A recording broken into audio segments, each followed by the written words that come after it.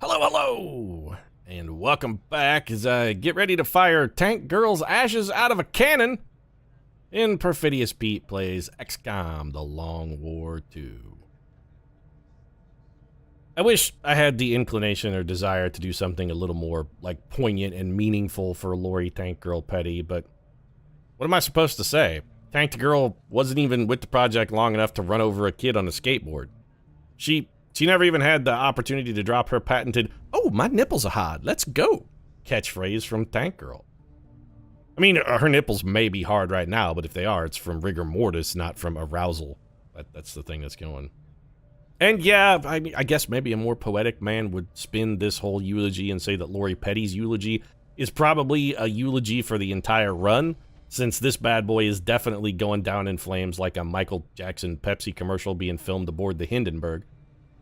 But considering that simile I just made is probably as poetic as I've ever been in my entire life, I just don't feel like I have the skill to pull off the whole Lori Petty's loss is actually the loss of the entire campaign.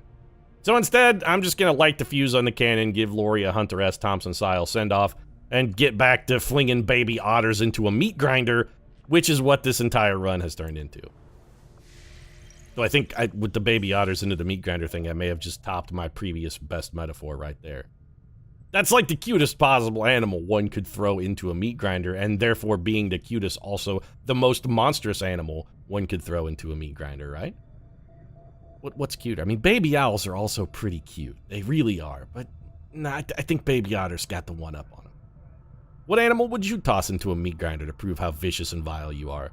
I don't know, you should really ask the guys at Pavonis Interactive who balanced Legend, because they built it so stupefyingly difficult that apparently only playtesters can beat it on Legend, and then only sometimes. You know what? Okay, yes, I know the locator beacon is here. I have as much interest in going to fight the Serpent King as I have having a second infected asshole. Back to the Pavonis thing, though. What you've done, Operation Furious Fog. That's, okay, I'll come back to the Pavonis rant in a minute. Operation Furious Fog is the greatest operation name of all time, by the way. Furious Fog? Yeah, Phileas Fogg's lesser-known half-brother.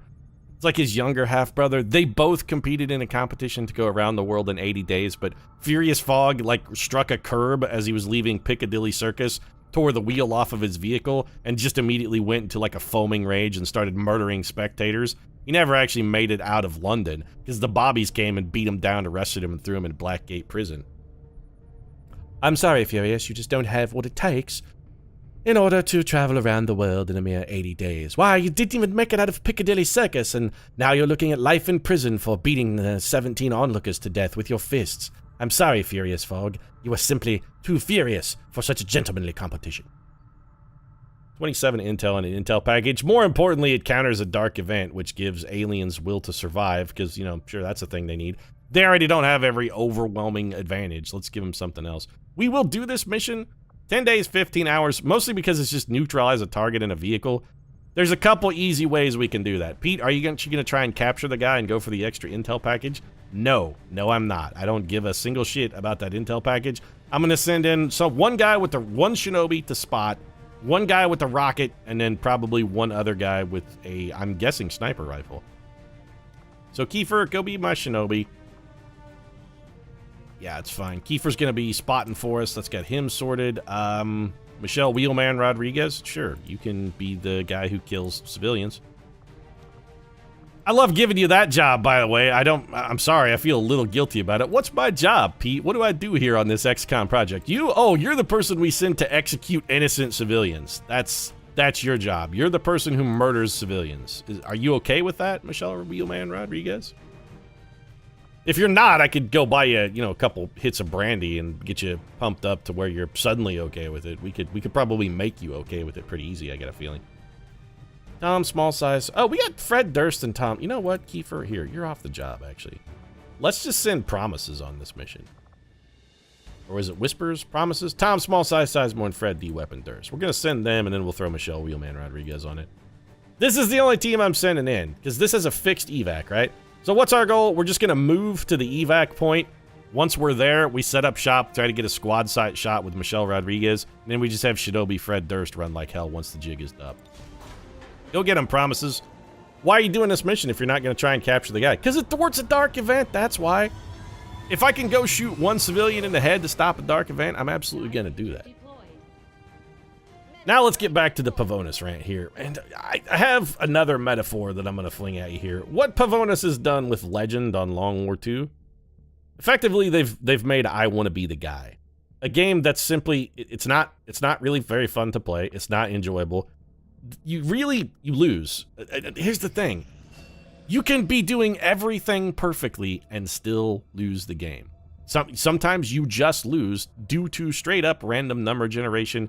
And if your game is something that can be lost to straight up randomness, it's not a strategy game anymore. That's a different game, Pavonis. And once again, I feel like you've mixed way too goddamn many genres in here. Quality play in a tactical or strategy game. Actually, I would argue that quality play in any game should make it winnable. You should be able to win any game if you play it well enough. And some games are solitaire, which, sometimes you lose to RNG. But that's fine. Here's the thing about solitaire. How long does it take to play a game of solitaire, Pavonis Interactive? Does it take 150 hours to play a game of solitaire, and then at the end you just be like, oh, well, that ace I needed is actually under some cards I can't get to. Luck of the draw has screwed me. No, it doesn't take 150 hours to play a game of solitaire. It takes more like 150 seconds if you're really good at it. And that's my problem with Long War here is on the higher difficulties, it's so terribly balanced. It's almost so terribly balanced as to be unwinnable because, again, as far as I know, the only two people who've actually done a legendary campaign are both people who play tested it. And I know for a fact that one of those guys lost a couple times before he actually got a successful run.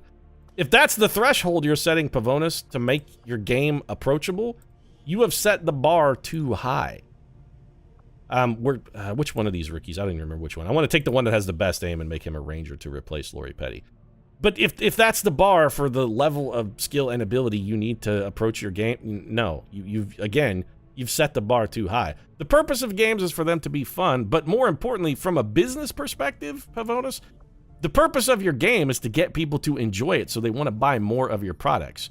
You're marketing yourself to a niche that just doesn't exist, and that's horrifically destructive from a business perspective. You don't want to narrow your marketplace quite so much. Gordon Scott's got the best aim here, so we're going to go take Gordon. And we may figure out who Gordon winds up ultimately being. I mean, he's not some random asshole named Gordon Scott. Clearly, it's just a role he's playing. Gordon Scott here is, it's probably like, I don't know, Johnny Depp in disguise. He's gone full method, and he's working on his next breakout role. After he pays the bills, being Captain Jack Sparrow again, he's going to want to come out and do something like Artie that allows him to stretch a little bit as an artist. So he's probably, studying up. He's gone full method on Warren Scott. I don't understand Pavonis' business strategy. I really don't. They seem to be, they don't ever seem to understand why it was 2K Games and Firaxis that made the XCOM franchise wildly, just unbelievably, supremely popular. The changes that they made to original XCOM UFO Defense, those are the changes that people wanted to see that made it, they went broad. They made it appealing to everybody. It still has some of that hardcore strategy depth, and the original Long War just sort of refined that. They're like, here's the thing that people like to do. Let's add a little bit onto it. But that's not what Long War II has done. Long War II has completely changed the paradigm. Like, entirely changed the paradigm to where it's really not even the same thing anymore. And if you're going to do such a vast overhaul, you really have to make it not ridiculously prohibitively difficult. And when this campaign goes down in flames, I said this, I think, last episode, and it bears repeating, I will be playing on a lower difficulty, because in its current state, Long War II on higher difficulties, it's just not fucking fun. It's really not. Every time I sit down to record it now, it feels more like a chore than enjoyable. And XCOM, even when I was playing Long War I at its most grindy, it was still fun to play, because I was like, I'm still playing XCOM. When I sit down to play Long War II, I don't feel that way. On Legend difficulty, I don't feel like I'm playing XCOM anymore. I feel like I'm playing a different game, and it's kind of a game I don't like that much. Which team was I going to send in here? Was it Whispers? Donna Stomper, Tim, Koki, Smurf, Allen. We're going to ambush an enemy troop column. How much time have we got here? 8 days, 5 hours, so we got some time. Let's strip all weapon upgrades and make weapons available. I think a lot of our good weapons are actually already in use. So what we're going to try to do to overcome that, since this is going to require us to kill a bunch of people, let's just send a whole bunch of technicals. And our goal will just be to try to kill everything with rockets and fire. You're Lance Corporal, Lance Corporal. How many more technicals have I got? Like, I want as many as I can get. We should keep at least one shinobi back, but that we can have that be Robert Van Winkle. So let's take Kiefer Sutherland as well. He doesn't add much to our infiltration time overall. We could use an assault trooper. Let's get Suge Knight in there. So we've got one specialist, 2 shinobis. That's good close melee damage. We got more up close damage with Suge Vroom Vroom Knight. We got 2 technicals. 6 days, 5 hours. We've even still got some time here. What else can we fit in? A ranger for maybe a little long range support. Sure, don't hate it. And can we wedge Tanya Harding in under this? I'd like to get more explosives if I could. Squatty. I'd really rather my technicals be a little... You know what? Fuck it. These guys still have flamethrowers. Who's faster? Christian Slater, you're faster. You're getting the call. That puts us up to 9 days, 0 hours. If we strip all weapon upgrades, does anybody have... Do we have any suppressors at all? We have a hair trigger and a laser sight. We have no suppressors. So the question then becomes, is it worthwhile taking one of these guys? Would we, you know what? I would, yeah, okay. So somebody's got to go. 2 is probably enough. You're just a squatty. All right, we'll sack you. I'll keep Tanya Harding. So Tanya, what's your loadout look like? Can we give you a better weapon? We'll give you a laser rifle. Done. Okay, and we have 1 laser Sten gun, it looked like. Is that it? We just have 1? Who's got our laser shotgun? I thought we had... Don't we have a laser shotgun somewhere? Oh, I think Matthew Broderick has it. We have 1, and Matthew Broderick is using it. Maybe we build one real quickly, because we're going to want another one anyway. You know what? Yeah, that's what we're going to do. We're going to build 1 more laser, what is it, scatter ray? Yeah, we only have 1. I would actually prefer to have another one. That's a worthwhile investment of supplies. We give that to Suge Vroom Vroom Knight and let him go shotgun some boys into chunklets. So there's a scatter ray for you. We can probably give you a laser sight. Yeah, that's fine. A little increased critical chance. Not a lot of extra critical, but some. It could make a difference in theory. Bruno Mars, you get a 69 aim, which is not good. Your loadout, it's unlikely you're ever going to be shooting at anything. Let's just give you an SMG. I want the better speed so we can get you close. Phil Spectre, same thing for you, although you already have one, and your aim is even worse, so we don't want to give you a Sten gun.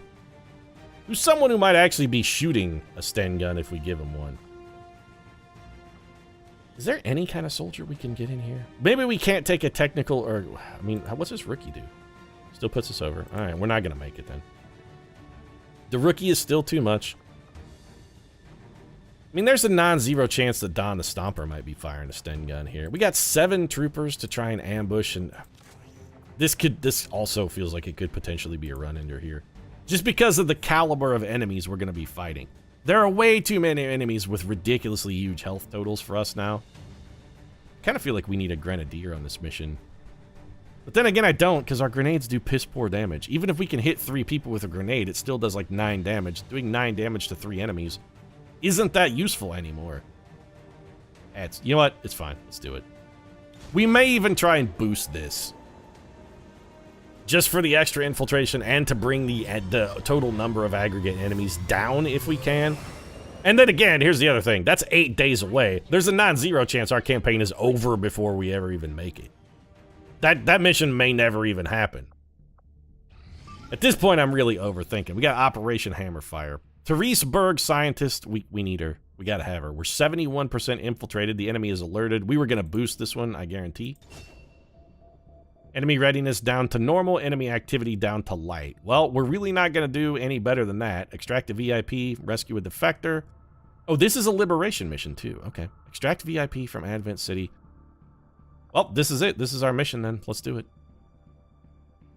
This could also be a run-ender. We're at the point now where every mission is potentially a run-ender. If we have one bad mission, it's over. That's it. It's all going to fall apart. We got a lot of laser weapons on here. It looks like we brought a pretty respectable team. I see Chris Brown, Courtney Love, somebody over there with a laser shotgun. I don't know who that is. Matthew Broderick, maybe? We're going to Municipal Zone, Birmingham.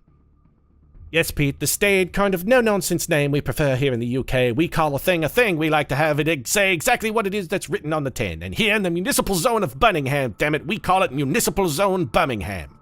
City fathers don't go around for any of those fancy naming conventions you Yanks get up to. Operation Hammerfire. Is Operation Hammerfire the name of the unseen video where MC Hammer also did a Pepsi commercial and caught his hair ablaze? Hammerfire! Oh, punching myself in the skull, trying to put out my dome. It's burning me so hot, makes me say, oh my God, someone get a fire extinguisher. Okay, that may be one of my better freestyle raps of all time. I'm pretty sure that never happened, by the way, but I like to think I live in a universe where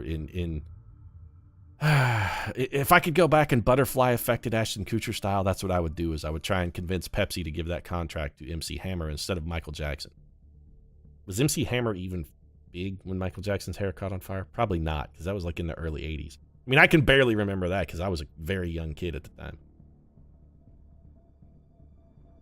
Any day now, though. Municipal Zone Birmingham, you're really taking your time loading. Yes, well, here in Birmingham, Pete, we take our time because good work takes time, sir. Sloppy, rushed effort get you sloppy, rushed results, and we don't like sloppy here in Birmingham. We're all about the neatness.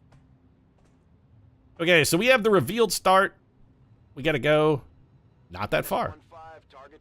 Okay, this is a small map, which is sort of bad.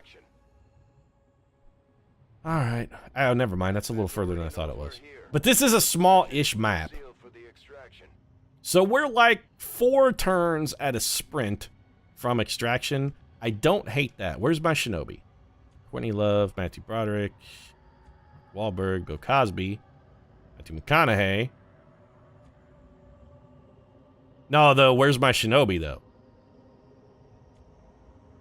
Okay, I didn't bring one because I'm either the stupidest man who has ever lived or we didn't have one available at the time, both things which suck a whole pile of dick. Well then, we're just, okay, this may straight up be a run-ender then. I guess we take first move with Teresa Berg because she's the most expendable. Oh good. Well, I hope these guys come closer or we don't even have a chance. We have a 13 health Viper.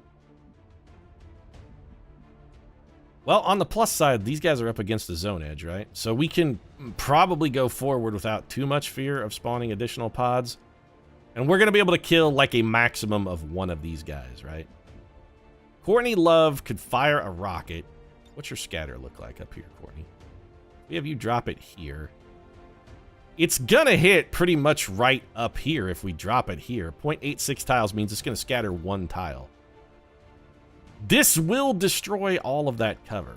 Okay, so let's assume Courtney Love does that. Doesn't allow her to move while she does that, but it does give us options. Matthew Broderick could then...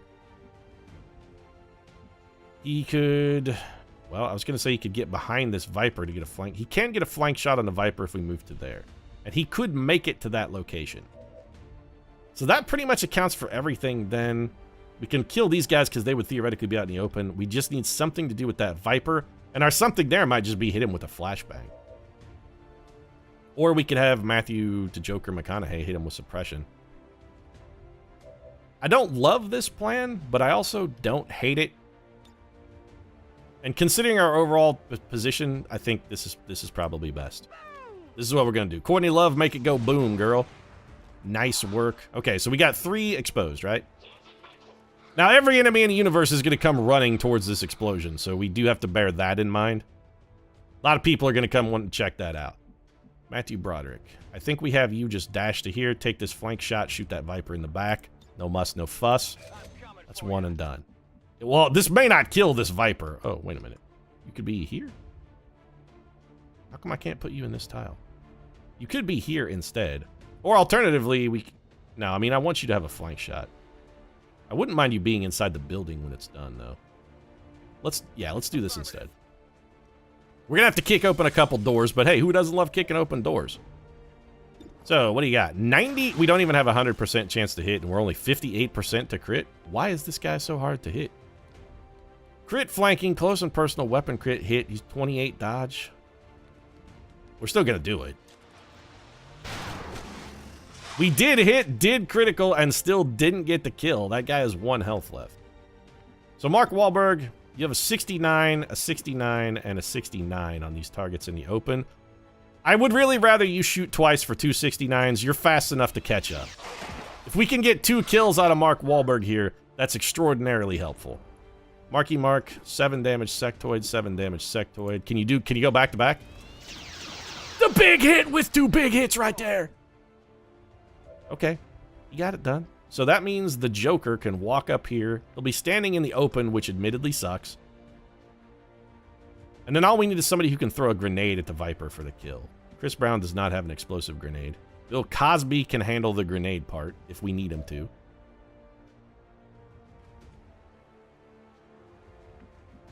Yeah, so Bill Cosby is going to have to try to grenade that Viper, and he's going to have to try and make it do damage.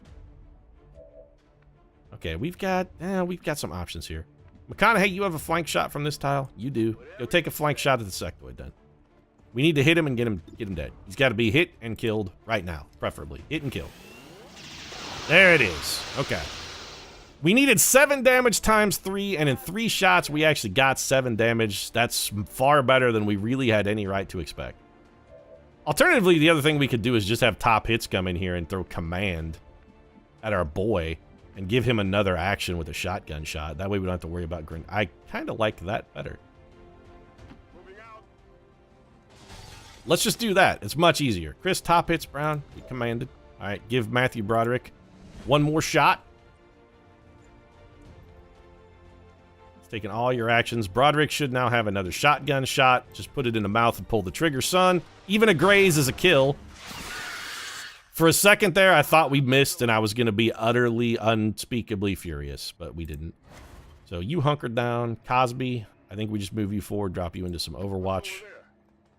We don't want to go far enough forward that we risk spawning a pod, because we'll be hugely strung out. I mean, I'm already a little strung out, but that's a side effect of the heroin. And I kind of don't want to go further. I still kind of don't want to go further forward and risk spawning another pod. We've got 11 turns, and we don't have that far left to travel. So let's take a tiny move here. I don't want to Overwatch with Matthew Broderick because his Overwatch isn't going to produce shit even if we take it. Why did you get a free reload, though? Apparently Matthew Broderick had free reloads. Well, I will put you on Overwatch then. The rest of the team needs a minute to catch up. We're way too strung out for my taste. Way too strung out for your taste, Pete. What about the heroin? Okay, fine. We really can't get strung out too much for my taste, but you know what I mean. It's a figure of speech, Chad. I'm not literally strung out on heroin, except for, you know, I'm literally strung out on heroin. I kind of need it to dope myself up lately to make plays in Long War 2. The heroin is the only thing that's keeping me going at this point. Very small moves here. Again, you've got to be fucking shitting me.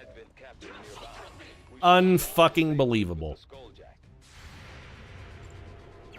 Well, we're gonna get... Okay, we got 1 kill. It doesn't sound like much, but honestly, that's something. Oh, big hit. You are in such a bad spot, buddy. Okay, we can still maybe make this work. Berg, I kind of need you out of the road, really. I think I'm just going to bring you in here to this corner cover for 2 reasons. One, and the biggest reason is I don't want you to get fucking shot. We can bring Chris Brown up here. Okay. We could do another command. Courtney Love is out of rockets, but she does have a concussion rocket, which I think in this scenario might be just what the doctor ordered. Cosby, you got to go forward. Cosby can see 3. He has utterly miserable shots at all 3. Oh, Cosby has a frost bomb. He can't do anything useful with it, so never mind. Berg, just go ahead and hunker down here. All right, Mark Wahlberg, we can get you then up here, and we could put you in potential Overwatch. Which I don't hate, because it will discourage the enemy from moving forward. Cosby could then also be on Overwatch. Okay, that's what we're going to do. Chris top hits Brown. Give me the command here. Give the bonus action to Courtney Love. She's going to fire one of her concussion rockets, or rather her concussion rocket. Not one of, she has exactly 1. So we can try and get as many of these guys flashed. Is that what I want to do? I mean, it's going to scatter a lot. Cosby actually could just flashbang him, right? Yeah, it turns out that was a very suboptimal play, because the smarter move here would just be to have Bill Cosby flashbang everyone. Although the concussion rocket does do damage, and honestly, we kind of need to have all of these grenadiers. You know what? I'm gonna actually flashbang both of these guys, and that'll let us put Courtney Love's rocket in a better position, because it is going to scatter quite widely, and we still need everybody to be flashbang. Pete, you're committing a lot of resources early here. I am, but this is a light mission. I mean, how many guys can there be? We've already killed, what, 4? How many more guys can there possibly be on this mission? That's 4. This is 4 more, so that would make 8. We're going to fire the rocket right here. There can't be that many more. So we got 2 damage. Managed to stun one of those guys. The other ones are disoriented. Big hit then is going to be on Overwatch. Let's see how this shakes out. Covering fire Overwatch, so Mark Wahlberg is shooting at something guaranteed. We still have 11 turns to make the exit to, which is a respectable length of time. Okay, we got a graze on one of our Overwatch shots. Matthew Broderick straight up whiffed on the second one. No surprise there. That was a long, tough shot. That guy went on Overwatch. This guy's gonna take a poke. Okay, shooting at Matty Mac, coming up empty. Okay, Matthew McConaughey taking another graze because these guys are shooting 0% chance to hit shots at us and still getting damaged. Love that mechanic, by the way, guys. That shit is never getting old, let me tell you. Looking at the old clock here, and you know what? I hate putting cuts in episodes mid-episode, or, well, I don't hate it, but I actually have to print some boarding passes for a trip I'm taking for work, and I have to do that in, like, the next 10 minutes if I want to get... full disclosure, Perfidious Pete's flying Southwest, because my organization ain't going to spring for Perfidious Pete to fly anything better than Southwest. So I have a very narrow, limited window of when I'm allowed to print boarding passes, and I got to do it in, like, literally after the next 5 to 15 minutes. So I'm bailing out on this because I still want to get an A seat. I like getting on the plane first, chat. What can I say? I like getting on the plane first and sitting right at the front so that I can be the first person off the plane. That's what Perfidious Pete likes. First on, first off, because I don't like planes.